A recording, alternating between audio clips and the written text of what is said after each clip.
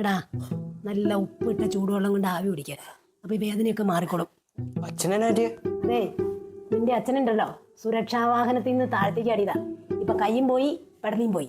ഇപ്പൊ സുരക്ഷയ്ക്ക് പോയിട്ട് അച്ഛന് സുരക്ഷ ഇല്ലാതായാലോ. വീട് കിടക്കുന്നവരെ ചവിട്ടുന്നത് നിന്റെ അച്ഛൻ നിന്നോട് പറഞ്ഞിട്ടില്ലടാ. കൊള്ളാം. അതെ, എനിക്ക് മാത്സിൽ ഒരു ഡൗട്ട് ഉണ്ട്, അതൊന്ന് പറഞ്ഞുതരാമോ? ദേ ഇരിക്കണ് ഉന്നത വിദ്യാഭ്യാസം സിദ്ധിച്ചതിന്റെ അച്ഛമ്മ. അതിനോട് ചോദിക്കും, എനിക്കറിയാൻ പാടില്ല. അച്ഛമ്മേ, ഇതൊന്ന് പറഞ്ഞുതരാമോ? നീ ഇതൊന്ന് വായിച്ച എന്തെന്നാ എഴുതിയേക്കണേന്നോ? 1 കിലോ മുരിങ്ങക്കായ്ക്ക് 174 രൂപ 50 പൈസ.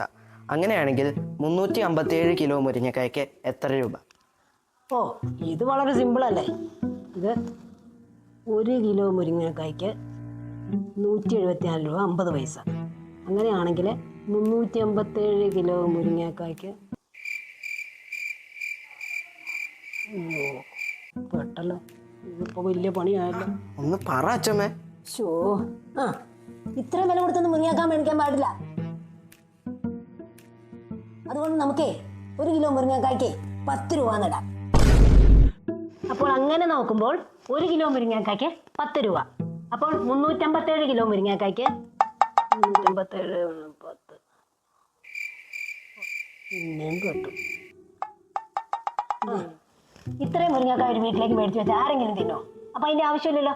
അപ്പൊ നമുക്കൊരു കാര്യം ചെയ്യാം, വേറെ 5 കിലോ മുരിങ്ങക്കായ മേടിച്ചാൽ മതി. അപ്പൊ അങ്ങനെ നോക്കുമ്പോൾ 1 കിലോ മുരിങ്ങക്കായ്ക്ക് 10 രൂപ. അപ്പോൾ 5 കിലോ മുരിങ്ങക്കായ്ക്ക് 5 ഗുണം 10 അപ്പൊ 50 രൂപ. അപ്പൊ കണക്ക് സിമ്പിളായില്ലേ? അപ്പൊ നിന്റെ ചോദ്യത്തിന്റെ ഉത്തരം അതാ, മൊത്തം 50 രൂപ.